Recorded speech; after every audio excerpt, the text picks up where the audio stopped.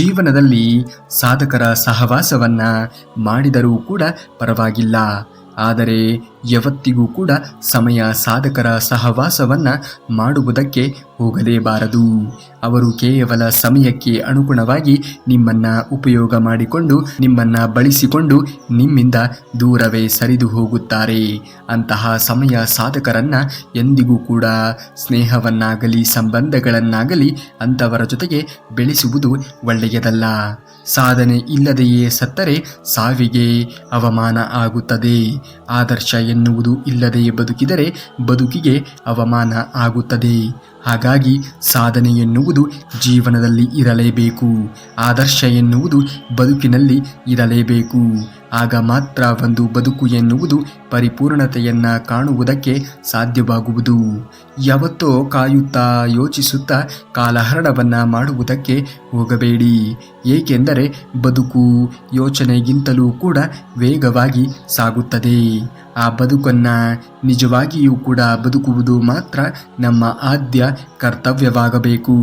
ಬರುವುದೆಲ್ಲವನ್ನ ಅನುಭವಿಸುವುದನ್ನು ಮನುಷ್ಯ ಕಲಿಯಬೇಕು.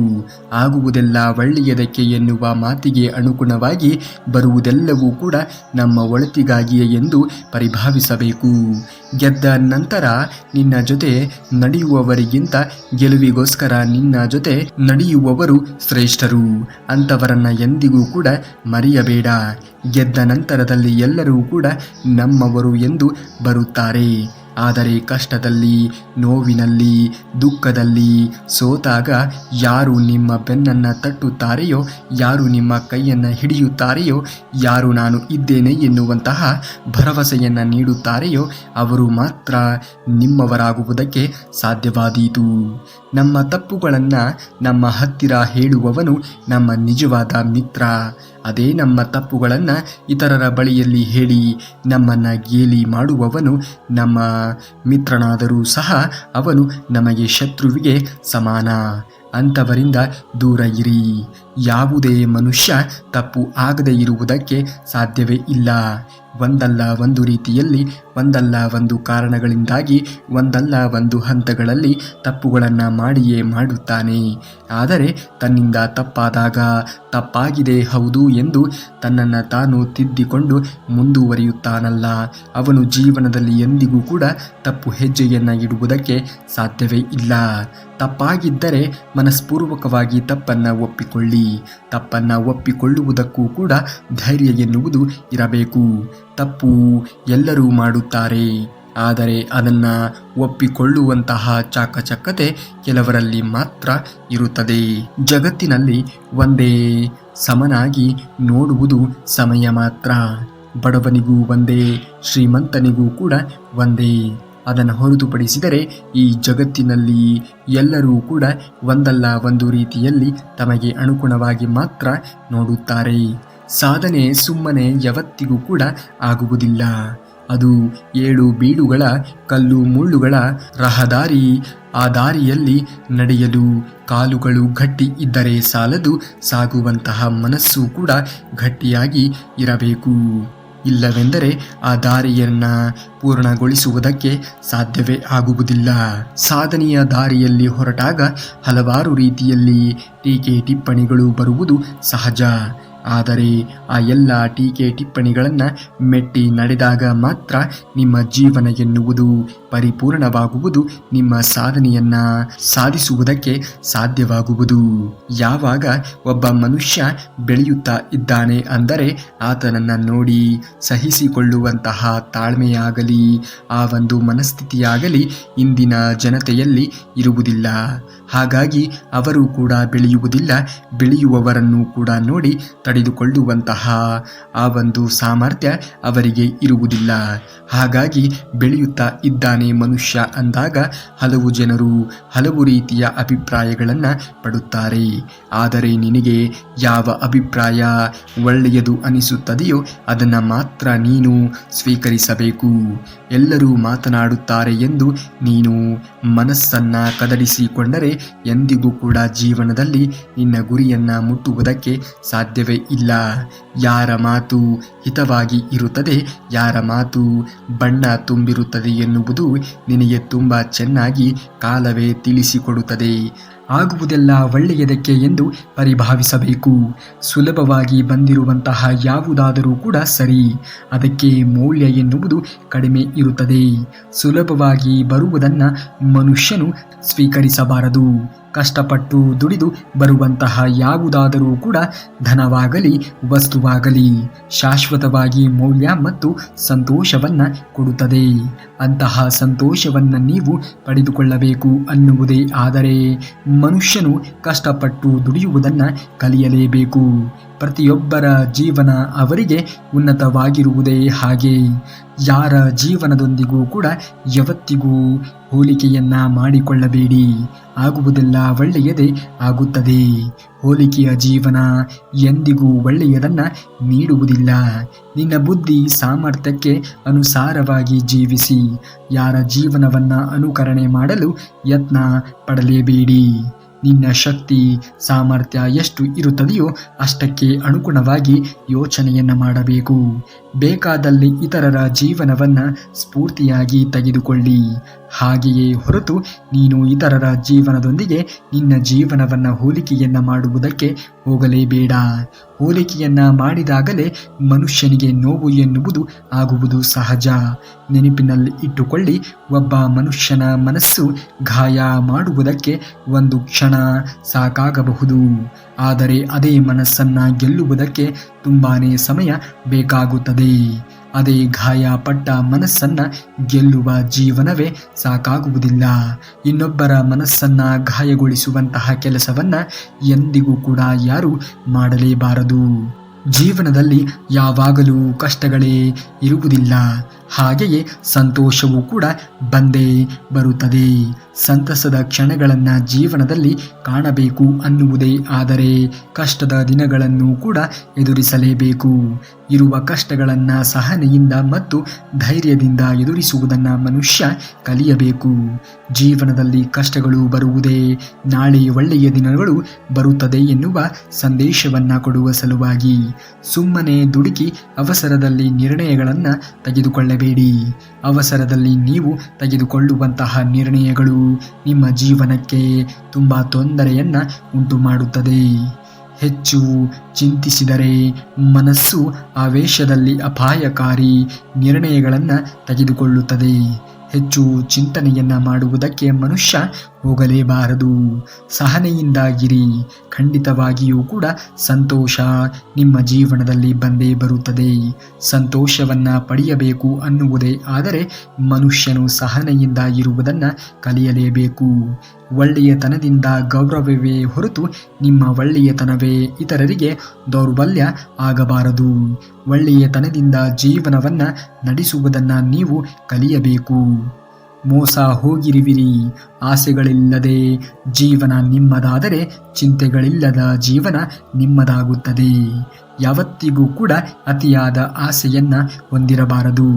ಆಸೆ ಎನ್ನುವುದು ನಮ್ಮನ್ನು ನೋವಿನ ಕಡೆಗೆ ನೂಕುತ್ತದೆ. ಆಸೆಗಳು ಇರುವುದು ತಪ್ಪಲ್ಲ, ಆದರೆ ಆಸೆಗಳನ್ನು ಈಡೇರಿಸದೇ ಇದ್ದರೂ ಸಮಾನವಾಗಿ ಸ್ವೀಕರಿಸುವಂತಹ ಮನಸ್ಥಿತಿ ಹೊಂದಿದ್ದರೆ ಜೀವನ ಸುಗಮವಾಗಿ ಸಾಗುತ್ತದೆ.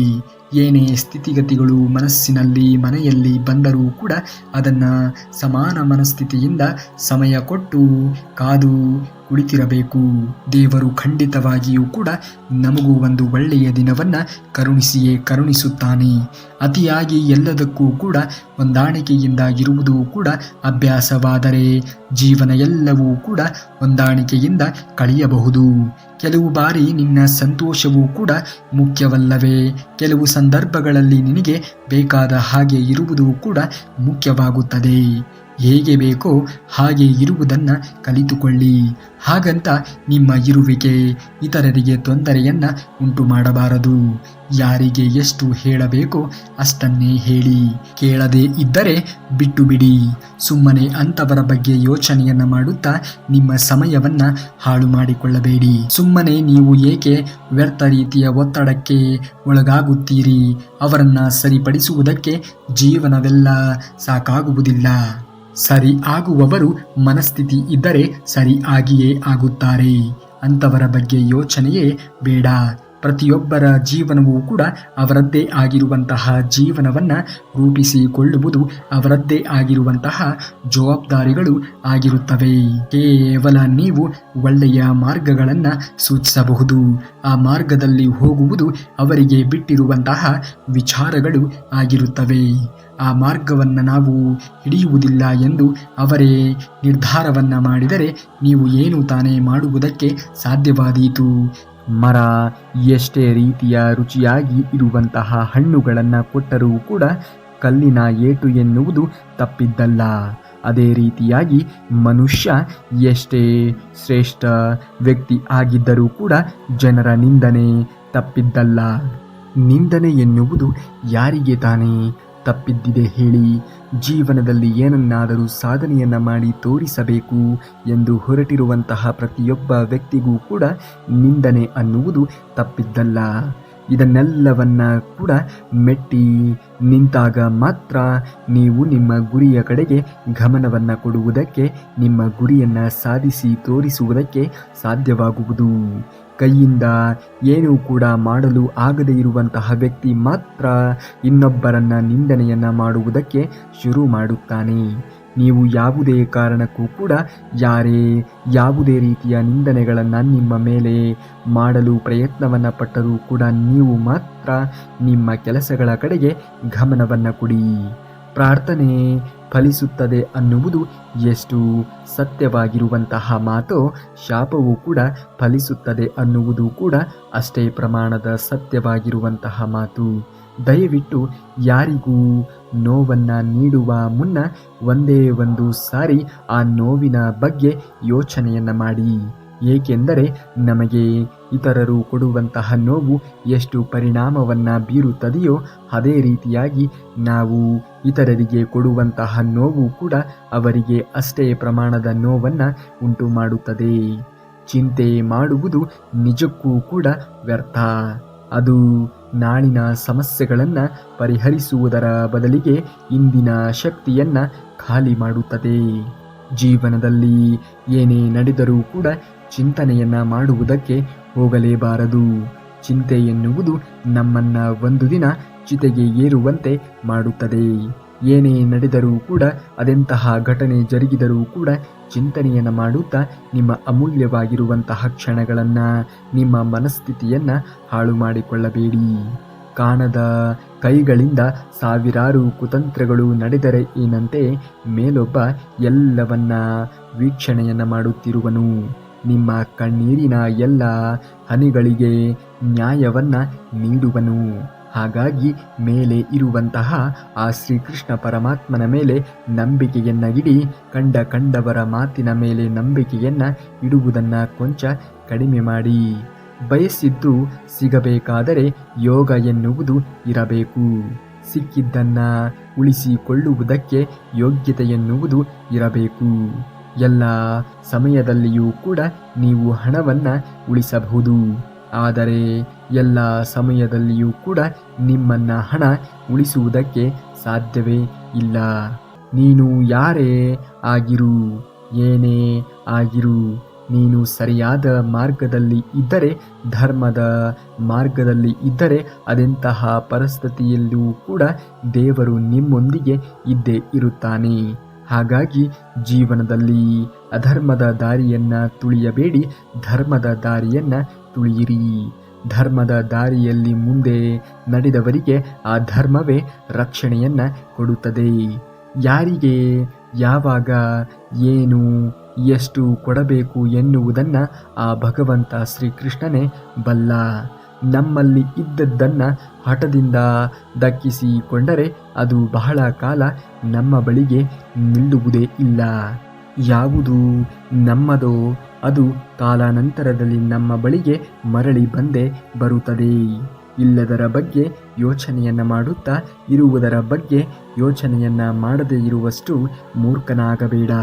ಜೀವನದಲ್ಲಿ ಸೋಲು ಕಂಡು ವ್ಯಕ್ತಿಗಳ ಜೊತೆ ಸ್ವಲ್ಪ ಹೊತ್ತು ಕುಳಿತುಕೊಳ್ಳಿ. ಏಕೆಂದರೆ ಅವರ ಬಳಿ ಅಹಂಕಾರ ಎನ್ನುವುದು ಇರುವುದಿಲ್ಲ, ಅನುಭವ ಎನ್ನುವುದು ಇರುತ್ತದೆ.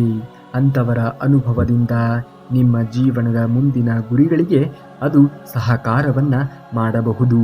ಮೋಸ ಮಾಡಿ ಸಂಪಾದನೆಯನ್ನ ಮಾಡಿದ ಹಣದಲ್ಲಿ ಸ್ವಲ್ಪ ಹಣವನ್ನ ಪುಣ್ಯದ ಕಾರ್ಯಕ್ಕೆ ವಿನಿಯೋಗವನ್ನ ಮಾಡಿದರೆ ಆ ಪುಣ್ಯದ ಫಲ ಮೋಸ ಹೋದವರಿಗೆ ಸೇರುತ್ತದೆ ಹೊರತು ಮೋಸ ಮಾಡಿದವರಿಗೆ ಅಲ್ಲವೇ ಅಲ್ಲ. ಮೋಸ ಮಾಡಿದವರಿಗೆ ಪಾಪದ ಫಲ ಎನ್ನುವುದು ಕಟ್ಟಿಟ್ಟ ಬುತ್ತಿಯಂತೆ. ಹಾಗಾಗಿ ಯಾವುದೇ ಕಾರಣಕ್ಕೂ ಕೂಡ ಇತರರಿಗೆ ಮೋಸವನ್ನ ಬಗೆಯುವುದಕ್ಕೆ ಹೋಗಲೇಬೇಡಿ. ನಿಮ್ಮಿಂದ ಆದರೆ ಇತರರಿಗೆ ಒಳ್ಳೆಯದನ್ನ ಮಾಡಿ, ಅದನ್ನು ಹೊರತುಪಡಿಸಿ ಕೆಟ್ಟದ್ದನ್ನ ಮಾಡುವಂತಹ ಯೋಚನೆಗಳನ್ನ ಮಾಡಲೇಬೇಡಿ. ನಾವು ಜೀವನದಲ್ಲಿ ಎಷ್ಟೋ ಸಲ ಕೆಲವರಿಂದ ಮೋಸ ಹೋಗಿರಬಹುದು, ಆದರೆ ಅದಕ್ಕೆ ಕಾರಣ ಅವರ ಅತಿಯಾದ ಬುದ್ಧಿವಂತಿಕೆ ಅಲ್ಲವೇ ಅಲ್ಲ, ನಾವು ಅವರ ಮೇಲೆ ಇಟ್ಟಿರುವಂತಹ ನಂಬಿಕೆ. ಹಾಗಾಗಿ ನಂಬಿಕೆಯನ್ನ ಕಳೆದುಕೊಳ್ಳುವಂತಹ ಕೆಲಸವನ್ನ ಯಾರೂ ಕೂಡ ಮಾಡಬಾರದು. ನಂಬಿಕೆಯನ್ನ ಮೋಸ ಮಾಡಲು ಉಪಯೋಗಿಸಲೇಬೇಡಿ.